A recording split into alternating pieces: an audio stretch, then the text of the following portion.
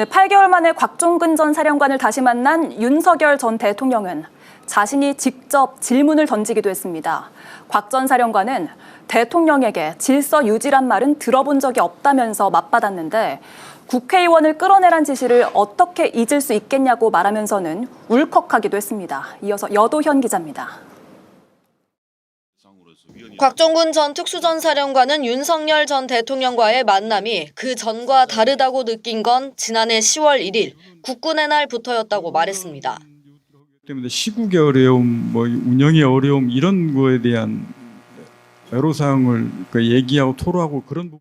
한 달 뒤 모임에서는 특별한 방법을 언급했다고 했습니다. 시국 상황에 관한 이야기를 하면서 특별한 방법이 아니고서는 해결할 방법이 없다. 이런 말 한 적 있습니까? 그 말도 제가 분명히 제 기억 속에 있습니다. 윤 전 대통령으로부터 국회의원을 끌어내라는 지시를 받았느냐는 질문에는 울컥하기도 했습니다. 윤 전 대통령이 그 말을 할 때 뉴스로 국회의사당에 모이는 의원을 보고 있었는데 그걸 어떻게 잊겠느냐는 겁니다. 숨긴다고 숨겨지지 않는다며 명백하다고도 강조했습니다. 특검 측의 신문이 끝나자 이번엔 윤 전 대통령이 직접 곽 전 사령관을 향해 질문을 던졌습니다. 곽 전 사령관이 투입된 군 병력에게 무장하라고 지시하지 않았다는 걸 언급하면서 질서 유지를 하려고 갔다는 게 머릿속에 있었던 것 아니냐고 물은 겁니다. 하지만 곽 전 사령관은 질서 유지는 도저히 수긍할 수 없고 그 전이든 그 후든 질서 유지, 시민 보호란 말을 들어본 적 없다고 맞받아쳤습니다. 군 통수권자였던 윤 전 대통령의 질문에도 곽 전 사령관은 눈을 똑바로 쳐다보며 흔들림 없이 증언해 나갔습니다.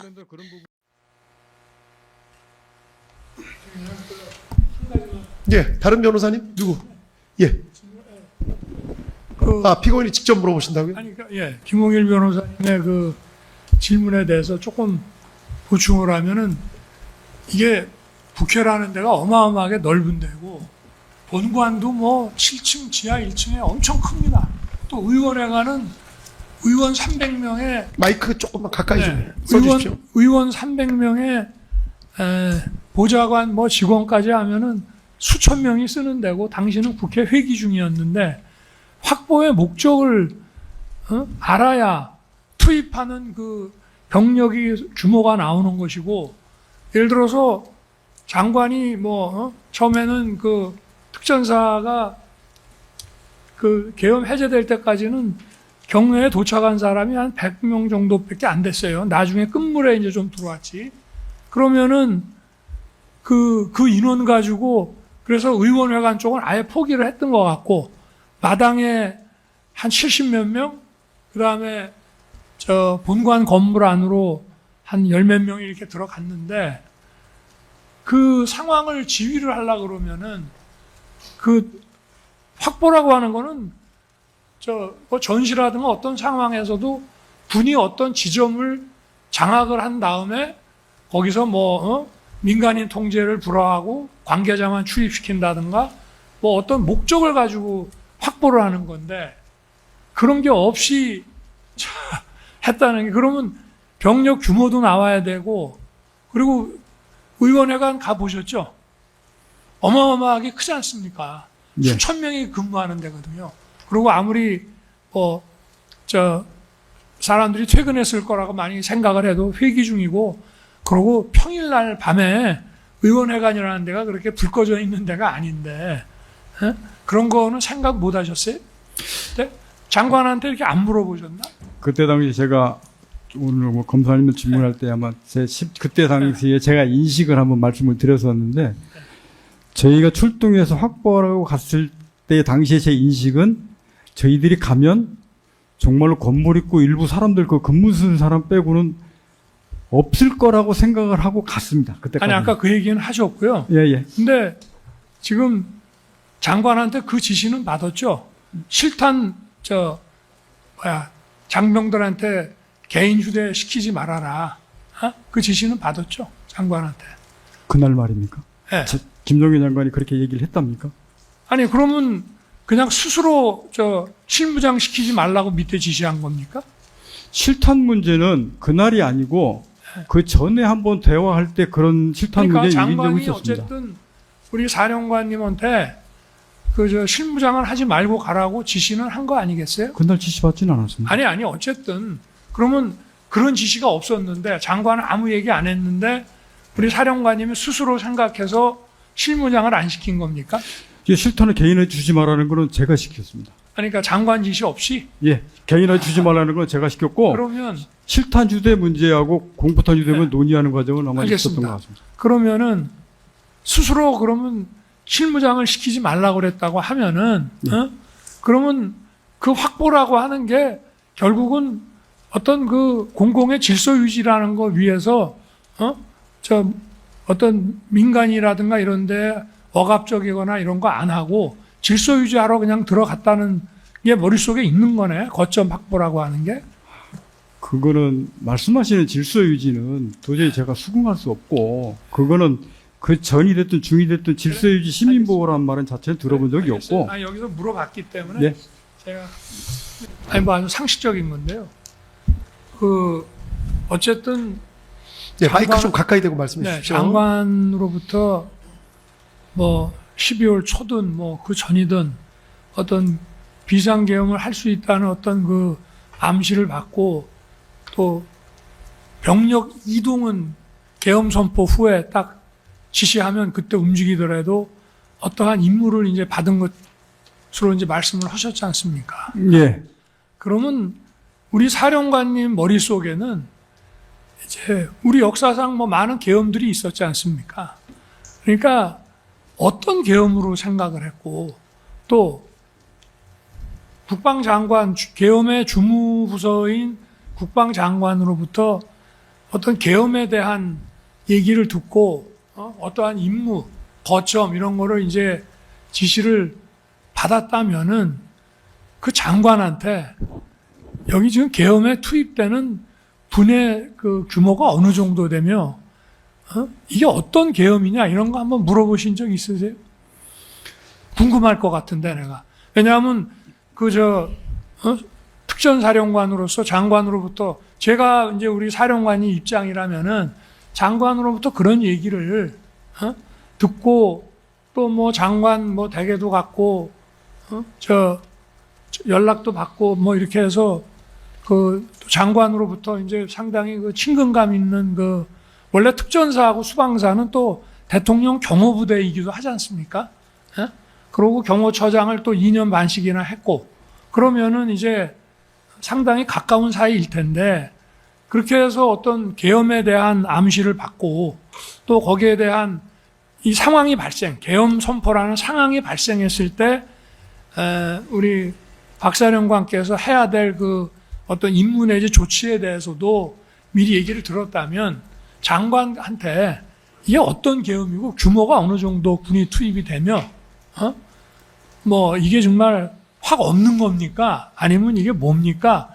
이런 거를 좀 물어볼 만한 그 궁금증이 안 생겼을까요? 그냥 받아들이셨습니까? 뭐라고 하던가요? 말씀하신 부분들은 지금에 와서 네. 그렇게 말씀을 하시면 네, 솔직히 말씀하면 제가 되묻고 싶은 부분입니다. 네, 그 중간 과정에 이게 평상시에 될 상황도 아니고 될 수도 없는데 안 됩니다라는 얘기의 과정이 분명히 있었고 저도 머릿속에는 그래서 전방 상황에 뭐가 있으려고 하나? 설마 아니겠지? 아니 그러다 갑자기 하면 어떡하지? 이게 지금 12월 3일까지 머리에 있다가 3일 날에 이제 갑자기 한 상황으로 얘기했는데 아니 제가 왜 그 상황을 박사령관께 여쭤보냐면은 이제 군인들 입장에서는 뭐 이게 전시 교전 이런 것만 생각을 하지만 사실 우리나라에서 그 합참에도 계엄과가 있지만 전시 상황에서 바로 계엄이 선포된 적이 없습니다. 다 집회 시위라든지 뭐 이런 과격 시위 이런 것 때문에 이제 계엄이 됐고 6.25 사변 때도 부산 정치파동 때 계엄이 이제 된 건데 이제 어떤 그 계엄을 생각을 이제 했느냐 하는 거 하고 본인은 이게 뭐 상황이 안 된다고 말씀을 하셨지만 아까도 뭐 의원을 끌어내는 게 현실적으로 지금 병력도 부족하고 또 사실 아까 YTN 보면서 대통령하고 같은 화면을 봤다는데 저는 그 화면을 그 순간 같이 봤는지 어떤지는 모르겠습니다만은 어쨌든 그러면 전 세계로 중계 방송이 되는데 그 국회 본회의장에 저 특수부대가 들어가서 의원을 끄집어내고 이러면은 그거 진짜 아무리 무슨 독재자라 그래도 그거 성하겠습니까? 그러니까 현실적으로 그게 어렵다는 판단을 하시고 이걸 어떻게든 막아야 되겠다고 해서 단전까지 이게 지금 이 전자투표로 막으려면은 어쨌든 단전이라도 해야 되는 거 아니냐. 뭐 넌지시 할 수 있냐고 물어봤던 어쨌든 부하 입장에서는 검토해보고 방안을 강구해보라고 하면은 뭔가 시도를 하려고 할 거 아니겠어요. 근데 그 정도까지 하여튼 적극적으로 어떤 임무 수행을 하시려고 한 입장 같으면은 장관이 이런 계엄에 대한 암시와 어쨌든 대통령의 선포가 있을 때 병력의 이동을 내가 지시할 테니 그때 움직여라. 그러나 이런 준비를 해놔라. 라고 했으면은 장관한테 이게 지금 어떤 계엄입니까? 이게 무슨 전시 교전 계엄은 아닌 건 명백하잖아요. 그렇지만 이게 만약에 한다면 대통령께서 이걸 왜 하시려고 하는 겁니까? 아마 얘기를 들었을 수 있겠죠. 반국가 세력이라든지 이런 어떤 외부의 그 적대 세력보다는 국내의 안보 위협 세력들에 의해서 대한민국의 실질적인 안보와 국정이 굉장히 위태로워졌다. 이제 이런 얘기들이 보통 생각해 볼 수 있지 않겠어요? 근데 장관한테 제가 볼 때는 특전사령관은 굉장히 중요한 보직인데 장관한테 그러면 그냥 간단하게 우리 부대는 얼마가 투입이 되지만 전체 이 장관님이 얘기하시는 이 계엄의 전체 그 병력 투입 규모가 어느 정도 됩니까? 이런 거 한번 안 물어보셨나요? 이제 말씀하신 분 네. 제가 답변을 드리겠습니다. 제가 전체적으로 지금 말씀하신 사항들을 쭉 듣고 일단 느낀 점 첫 번째 하나는 지금 말씀하시고 느꼈던 생각하신 부분이 김용현 전 장관 생각하고 제가 일단 같은지 모르겠습니다. 제가 느끼기에는 김용현 전 장관하고 지금 말씀하신 부분들은 좀 결이 다르거나 격이 좀 있다라는 생각을 좀 갖게 됐습니다. 만약에 김용현 전 장관이 중간 과정에 제일 말씀하셨듯이 야 이번 비상계엄이 정말로 들어가서 경고하고 시민보호하고 짧게 하고 빨리 빠질 거야 라고 그런 얘기를 정말 했다고 공론의 자리에서 그 얘기를 꺼냈다면 군복을 입고 있는 사람이 아니 그럼 거기에 군이 왜 들어갑니까? 그냥 경찰 넣으면 되지. 왜 그렇게 됩니까? 앞서서 말씀드린 될상황이 될 수도 없는데 그걸 왜 들어갑니까? 라고 되물었는데 그런 자체를 일절 김용현 장관이 저희들한테 얘기한 적도 없고 그 부분을 제 말씀은 제가 일단은 여쭤보는 증인 말씀을 것만. 끝까지 한번 들어보시죠. 네. 일단은 일단 들어보시고 또 한번 물어보셨냐 이걸 물어보시겠습니까? 계속 그래서 그 말씀하십시오. 부분은 분명히 차이가 있는 부분들이 있었고 그러다가 비상계엄이 선포되면서 이게 갑자기 투입되는 상황이 맞이돼서 지금 들어가겠던 부분들이고 그러고 나서 그 이후에 여러 가지 이런 상황을 판단해가지고 거치면서 이게 아닌 거다 싶어서 중지하고 철수했던 것들이고 그 다음에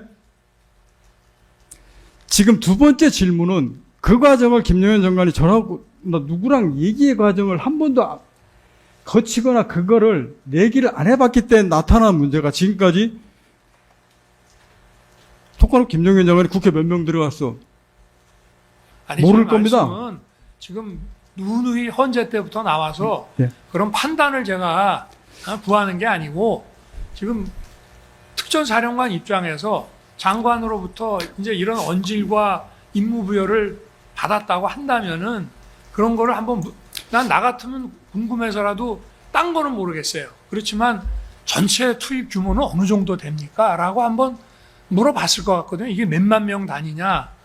아니면은 우리 저 부대하고 뭐 수방사 또는 방첩사 이렇게 3개만 가는 거냐라든지 그런 거를 한번 물어볼만 그거는 했을 제가 텐데 그렇게 안 물어보지 않았어요. 물어보셨나? 그 임무를 저는 받았을 때 네.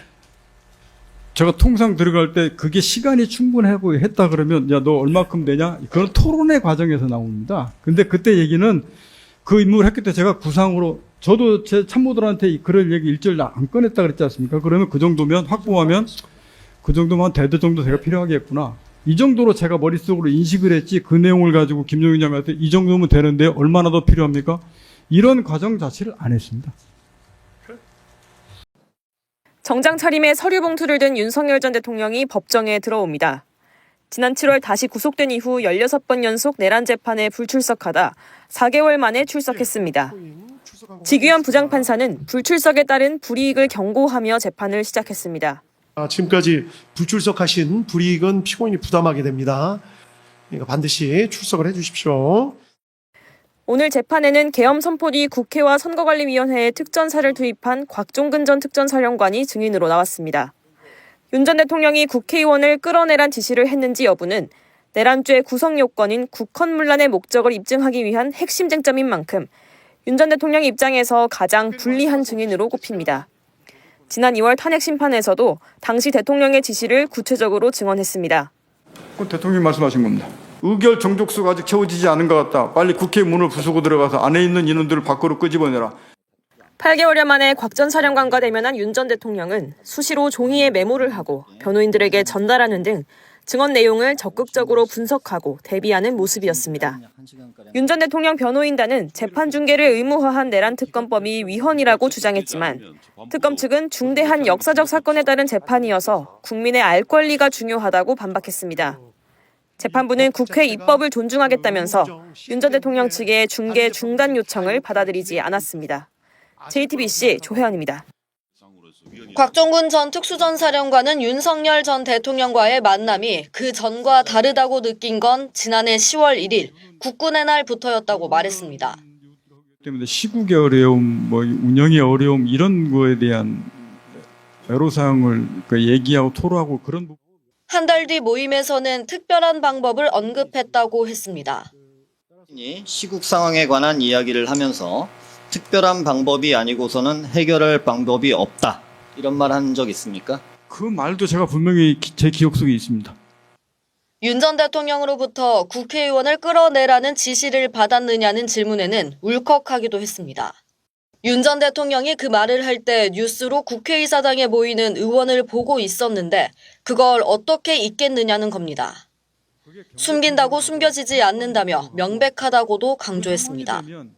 특검 측의 신문이 끝나자 이번엔 윤 전 대통령이 직접 곽 전 사령관을 향해 질문을 던졌습니다. 곽 전 사령관이 투입된 군 병력에게 무장하라고 지시하지 않았다는 걸 언급하면서 질서 유지를 하려고 갔다는 게 머릿속에 있었던 것 아니냐고 물은 겁니다. 하지만 곽 전 사령관은 질서 유지는 도저히 수긍할 수 없고 그 전이든 그 후든 질서 유지, 시민 보호란 말을 들어본 적 없다고 맞받아쳤습니다. 군 통수권자였던 윤 전 대통령의 질문에도 곽 전 사령관은 눈을 똑바로 쳐다보며 흔들림 없이 증언해 나갔습니다. JTBC 여도현입니다. 곽 전 사령관은 사실 지난 2월 6일에 탄핵 심판 때도 관련된 내용을 일관되게 진술하기도 했습니다. 오늘 법정에서의 증언까지 생각해 보면 김유정 의원님, 네. 이 재판부 입장에서 내란죄 구성 요건을 살필 때 국헌 문란 목적이 있었느냐를 판단해야 되는데 곽 전 사령관의 진술이 결정적인 역할을 할 수 있다 보십니까? 상당히 중요한 역할을 할 수 있다고 생각하고요. 누가 뭐래도 12월 3일 밤은 평화로운 밤이었고 모두가 TV 보거나 저녁 식사 후에 자거나 이런 상황들이었다고 여야 정치인도 설명을 하고 있고 국민들도 그렇게 말씀하고 계시죠. 전시사변 그에 준하는 국가 비상사태가 아니었기 때문에 불법 계엄은 명백한 것인데 이어서 국회 침탈하고 의원들 끌어내라고 했던 점, 그게 곽종근 전 사령관의 진술이 굉장히 주요하게 작동할 것이고요. 예. 거기에 하나 추가한다면 중앙선관위에 군인 보낸 건 나다라고 인정을 했어요.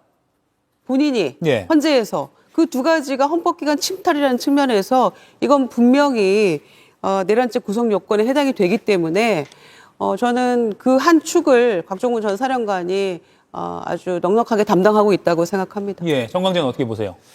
결과적으로는 곽종근 전 사령관이 증언했었던 것, 그러니까 계엄을 선포하는 것은 대통령의 권한이지만 그 계엄을 해제하는 것은 국회만 할 수 있거든요. 그러니까 국회의 권능을 침탈하려고 했던 것, 이런 부분이 결국에는 계엄 선포와 관련해서 가장 법적 쟁점이 되겠죠. 관련해서 윤석열 전 대통령과 곽종근 전 사령관의 진술이 엇갈리는 것, 그리고 또 이번에 윤석열 전 대통령이 굳이 재판에 참석하려고 했었던 것도 그것과 관련해서 재판부 앞에서, 그러니까 지기현 판사 앞에서 누가 진실한 얘기를 하고 있는 건지에 대해서 평가를 받으려고 하는 것 같은데, 그 부분에 대해서 뭐 제가 섣불리 말씀드리긴 어렵겠습니다만 재판부가 현명한 판단할 거라고 기대해 봅니다. 예, 홍석준 의원님. 윤 전 대통령이 직접 나왔다는 건, 그리고 지금 취재 기자에 따르면 오늘 서류 봉투를 들고 나왔다는 거거든요. 뭔가 곽 전 사령관의 주장을 반박하려 했다, 뭐 단단히 좀 준비했다, 이렇게 봐도 될까요? 그렇죠. 아무래도 좀 그 기억이 조금 좀 가물가물한 그런 것에 대해서는 좀 서류를 보면서 일일이 이제 곽종근 전 사령관의 어떤 그 말을 이제 부정하거나 탄핵하기 위해서 이제 서류까지 준비한 것 같고, 그리고 사실 곽종근 사령관이 지금까지도 보면은 굉장히 말이 좀 달라졌습니다. 처음에 이야기를 이제 김병주 의원 유튜브에 나왔을 때 이야기했을 때와 또 그 이후에 헌법재판소에 나와서 이야기했을 때도 계속해서 말이 좀 달라지고 있고, 그리고 제가 좀 전에 말씀드린 것처럼 본인의 가장 그 직속 부하였고 국회에 직접 그 들어갔던 김현태 단장의 또 이야기도 이제 다르고, 그렇기 때문에 굉장히 곽종근 사령관도 이야기가 좀 다르기 때문에 그런 어떤 부분에 대해서 윤석열 전 대통령이 법률가 입장에서 곽종근 사령관의 좀 말의 신빙성을 좀 부정하고 그렇지 않다는 것을 법정에서 좀 자신 있게 이야기하기 위해서 출석을 하지 않았나 생각합니다. 예, 김영남 의원께 마지막 질문 드릴게요. 곽종근 전 사령관이 이렇게 지금 증인석에 앉아서 증언하는 모습, 오늘 장면입니다. 조금 전 법정 장면이고요. 지금 계속 진행되고 있습니다. 곽 전 사령관의 증언이 뭔가 이 특검 입장에서도 그리고 재판부의 어떤 결정에 어떤 뭐랄까요, 분수령 결정적인 요인 충분히 될 수 있다고 보십니까? 분수령까지는 아닌 것 같고요. 예. 뭐 사실은 곽종근 전 사령관의 증언이 없더라도 다른 무수한 증거들에 의해서 예. 내란 수괴 혐의는 충분히 입증이 가능하다고 생각됩니다만 예. 뭐 직접적인 증거 중에 하나인 것은 틀림없는 것이죠. 곽종근 전 특전사령관이 직접 당시 윤석열 대통령으로부터 전달받은 명령의 내용은 다시 한번 다른 증거들과 합쳐져서 내란 수괴 혐의를 확실하게 입증하는 직접적인 증거인 것은 틀림없어 보입니다. 윤석열 전 대통령이 체포방해 혐의 재판에 출석해 특검 측이 김건희 씨를 언급하며 여사 호칭을 생략하자 언성을 높이며 반발했습니다. 서울중앙지법 형사합의 35부 심리로 열린 재판. 그동안 나오지 않던 윤 전 대통령이 오늘은 법정에 나왔습니다. 나오셨어요? 예, 피고인 입장시키십시오. 서리봉투를 들고 피고인석에 앉은 윤 전 대통령은 김성훈 전 경호처 차장에 대한 증인신문에서 특검 측의 신문을 듣다 돌연 벌컥했습니다. 특검 측은 김 전 차장과 김건희 씨가 주고받은 텔레그램을 언급하며 당시 영부인이던 김건희가 압수수색에 대해 피고인이 우려한다는 취지의 말을 텔레그램으로 전한 내용이 있었다고 말했습니다. 그러자 윤 전 대통령은 제 아내가 궁금하고 걱정돼서 문자를 넣었는지 모르겠지만 검찰에 26년 있으면서 압수수색 영장을 수없이 받아왔는데 군사보호구역 압수수색 영장을 집행한다는 것 자체가 불가능한 일이고 해본 적 없다고 반박했습니다. 그러면서 갑자기 아무리 그만두고 나왔다고 해도 김건희가 뭡니까? 뒤에 여사를 붙이든지 해야지라고 언성을 높였습니다. 오늘 재판은 김성훈 전 차장에 대한 증인신문 전까지만 중계가 허용돼 윤 전 대통령의 발언은 중계되지 않았습니다. 재판부는 김성훈 증인신문을 그대로 중계하면 국가안전보장, 안녕질서 방해에 우려가 있다고 중계 불허 이유를 설명했습니다.